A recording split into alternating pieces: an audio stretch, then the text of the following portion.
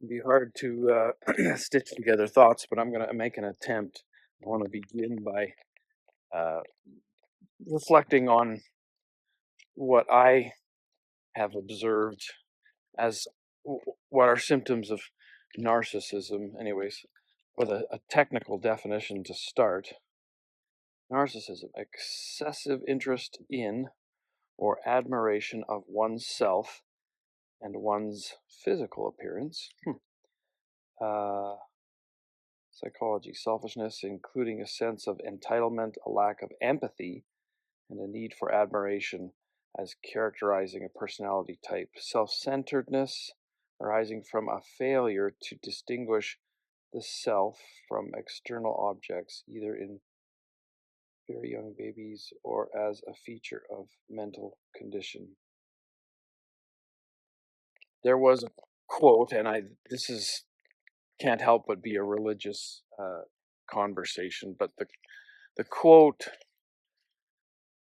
that constitutes a hinge that the door of my life uh, strives to swing on was a quote from a controversial spiritual hydrogen peroxide smackdown called The Miracle of Forgiveness by Spencer W. Kimball. Some people think that level of objectivity is harmful and contributes to shaming and a level of adherence to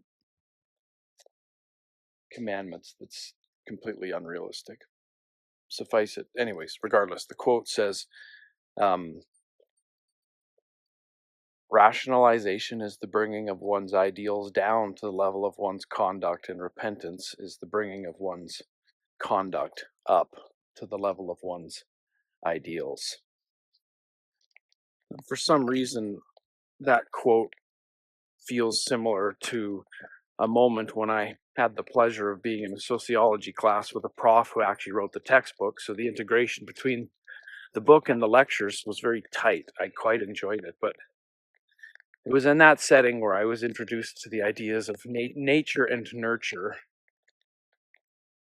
And I was at that point in my life sort of attempting to string together some positive choices, working on an undergrad, and then married. So, in a relationship I didn't want to catastrophically screw up and lose, trying to function within the role of not just a boyfriend, but a husband and father. So it was prudent for me to think about contributing factors to choices. But when I reflected back on, to that point, a lifetime worth of choices, I thought, nature and nurture. I was thinking about my own choices and thought, well, a certain amount of my choices could reasonably be attributed to factors or the childlike habit of conducting yourself as if your parents were entirely to blame for whatever situation you might find yourself in your life. In other words, my parents screwed me up, or external factors like were to blame for my poor choices. Other people were to blame. In other words, I'm a victim. Or conversely, there's a tipping point, an exhausting of the statute of limitations of the degree to which you can rationalize that other people and you're only a victim of circumstance, and that you just have to accept the fact that you've made some selfish, short-sighted, you're just a selfish prat making bad choices because it's fun. It's fun to act a fool, and jump around like you're in a beer commercial or a music video. The thing about chronic rationalization, or lying to yourself, trying to justify, so speaking personally, some of the things that I would, habitually rationalize back in the day would be that when I was dishonest, it wasn't a big deal, or that other people didn't deserve to be told the truth, or that not having integrity, it wasn't a big deal, defaulting on commitments, losing jobs. There was always a way to spin it so that it was somebody else's fault and not my fault. And so that, I feel like, is a connection to narcissistic behaviors, where you project and you gaslight onto the victims of your selfish choices, rather than accept that the consequences of your choices are producing trauma for other people. I mean, I think that some people could accuse religious people of practicing a type of cognitive dissonance in the stories that they tell their posterity. And I'm like, well, I see elders telling young people stories that don't make sense across many cultures. So if the common is that people are telling stories with arguably marginal truth in them, um, okay, so on the one hand, to tell younger generations um, a very morally objective set of guidelines that are rooted in crazy Abrahamic covenant tradition of of purpose of creation and the fall of Adam and Eve, and um, you could argue that that's practicing a sort of cognitive dissonance, because eventually on the outer edges of that theology you're going to run into the same sort of um, mysteries that you encounter if you're on the blue-green algae side. You're going to run into this, like, well, where did the intelligent design and the Goldilocks principles scattered over millennia come from? You can say, well, we're seeded by aliens. Anyways, what I'm trying to compare and contrast are the fruits of either of these either of these fairy tale placebos. Like, is the ideology or the seed, is it a good seed or is it a bad seed? I'm seeing lots of discussion about ideology uh, colliding with reality, and when that instance of ideology colliding with reality personally reminds me of when my rationalizations collided with consequences. Let's see if I can say that again. Ideology colliding with reality reminds me of uh, rationalizations, or a narrative, or lies that I tell myself about what's really going on in relationship to my choices, um, colliding with consequences. When I was pounding the pavement looking for religious conversations exclusively for 2 years, one of the diabolical theologies to me was found in conversing with really, really nice Baha'i faith adherents, but the level of moral relativism inherent in that was problematic. It felt like the grayifying of objective truth and reality, taking yin and yang and just stirring it up into a gray punch of all experience is valid, which on the surface I don't disagree with, but to what end? Is there objective truth? And yeah, is there objective truth, objective reality. A lot of talking points about facts don't care about feelings, and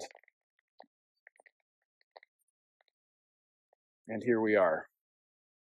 Jordan Peterson has, from time to time, based on his study and interest in the psychological workings of what happens in political systems that degrade, he said something like, I don't know, in a totalitarian system, everybody lies about everything all the time. You know, I mean, people think that tyranny is the top-down imposition of force on people who would otherwise want to be free, and that's just not true. That isn't how it works at all. A totalitarian state occurs when everyone lies about absolutely everything all the time, and the totalitarian state is the grip of the lie. So when I hear him say that, it makes me think about a collective rationalizing, a collective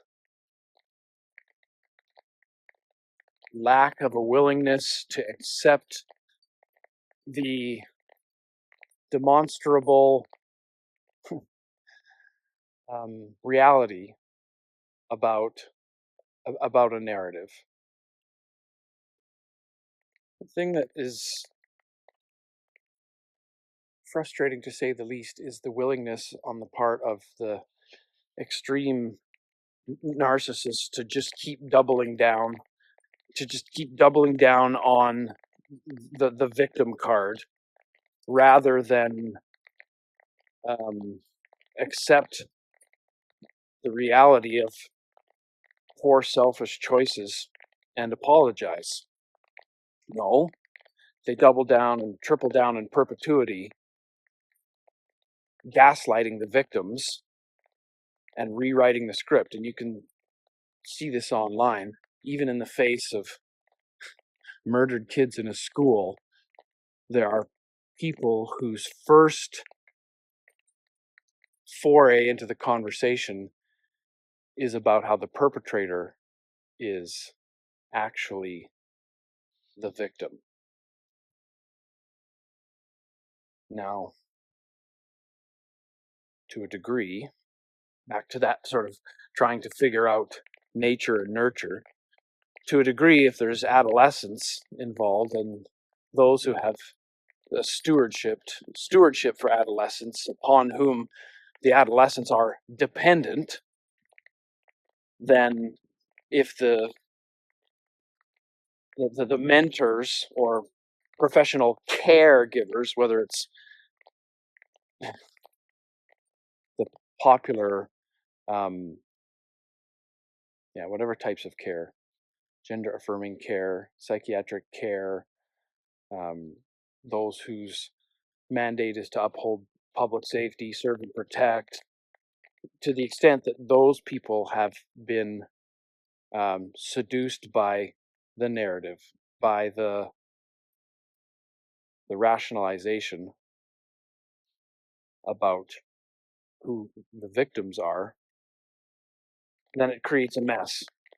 Anyways, it's a real pickle, because you, just like I, know personally parents who, this isn't a fictitious situation. They're caught up in the middle of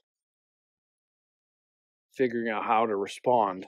What I'm saying is, it's easy in an online rant to say, oh, you should parent like this and you should parent like that.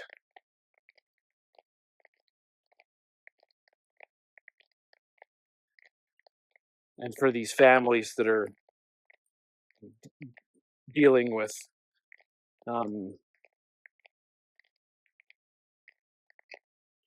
gender ideology, gender dysphoria, LGBTQ2S plus, like the whole,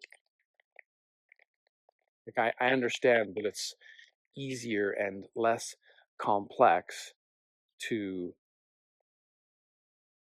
just draw the line and say, we're not going to play this morally relative gender fluid game. That sounds great in principle. I just sometimes wonder if individuals and families for whom this is a reality look at news of the day and hope for the type of measured understanding that others hope for when somebody who shares their demographic goes and does something, ridiculous, like when the born again MAGA dude runs his truck into the Church of Jesus Christ of Latter-day Saints and lights the thing on fire. Do members of the church paint the perpetrators, community cohort, people with the same meta tags with a broad brush? Well, they'd be justified in doing it, would they? Yes, no. Similarly, now it's like, how are people going to respond when they see the pride trans flags as being symbols of love and acceptance and patience and tolerance, when that symbol for some can, especially for the families who've had their children eliminated, starts to represent something else? Is that a reasonable conclusion to make?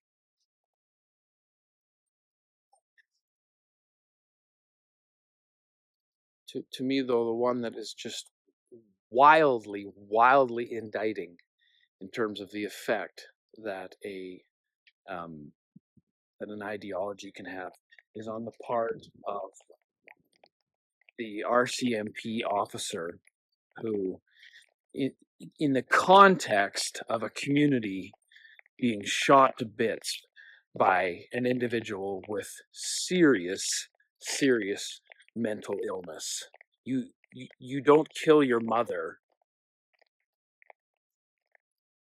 without serious mental illness and your little brother. For that officer to stand there and condescendingly remind people of what the narrative is, what the ideology that's come crashing into reality is, and to place it as a higher priority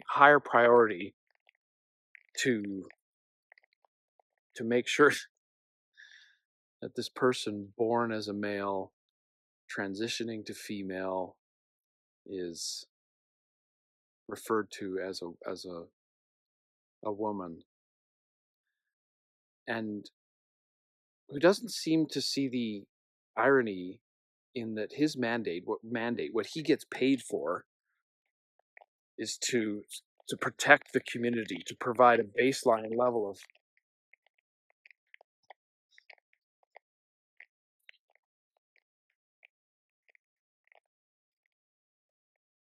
like, the culpability feels to me to extend to law enforcement. Everybody in the community is familiar with the perp, but also the people who are administering the quote unquote the care. Anyways, at some point in time, you have to evaluate if the story that you're telling yourself is producing effective or less effective fruit. Yes? So, and it may be that in the end, as far as the story that I have adopted and implemented and adhered to in my life is far more effective than it is demonstrably true, I may actually increasingly laugh at the notion that a thing created can say of its maker, "Ye have no wisdom," and even in the space of a handful of decades, relative to the age of the rocks and the sun, moon, and stars, figure out what is true. What I'm saying is, you may have to temper or abandon your search for truth with the handful of decades that you have to work with, and settle for determining which practice, the rationalization practice or the repentance practice, is going to produce better fruit for you and for your dependents, for those people with whom you have relationships of trust. So, what have you discovered so far? Right? Do you have some relationships that you would like to keep healthy? How are you going to do that? It may be that you have to adopt some placebo fairy tale about a mediator hanging on a stick of wood who bails you out of the consequences of your stupid, selfish, short-sighted, evil inclinations. You can say, no, that story is too weird and too irrelevant for me to deploy in my life. I'm going to continue to lie to myself that it's everybody else's problem. It's their lack of a willingness to accept me the way that I am, for who I am. It's their problem. So I will continue to lie to myself and try to bend reality. And, I mean, who am I talking about? Well, I'm talking about myself. Drunk, you know, waking up day after day with hangovers. Oh, I don't have a problem. It's not a problem as long as I can continue to be baseline functional. If I pay for my friends to get drunk and then they pay for me to get drunk, or why is it these people, they drink more than I do and they can hold jobs, so they don't have a problem, therefore I don't have a problem.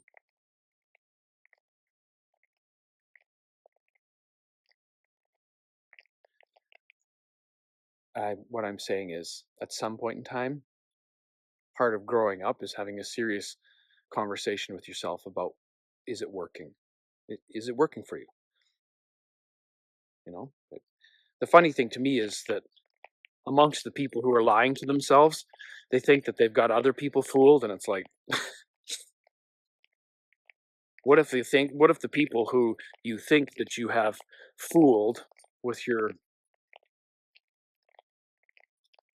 fabricated reality and the drama that you deploy to convince everybody that you're the victim, sometimes extreme scenes of, it's like other people used to practice those arts, so they recognize them when they see them. Yes? Yeah. So I don't think I don't think it's working. I think that if you reach the age of accountability, once you're 18, 19, 21, whatever, you can do whatever you want, right? But I think that uh, people who've gone after children with ideology, I think that that is prematurely meddling with agency and free will when there is a capacity deficiency, a demonstrable capacity deficiency that you see manifest in other legislations: smoking, driving, voting, tattoos. And so, yeah, I don't think it's working. And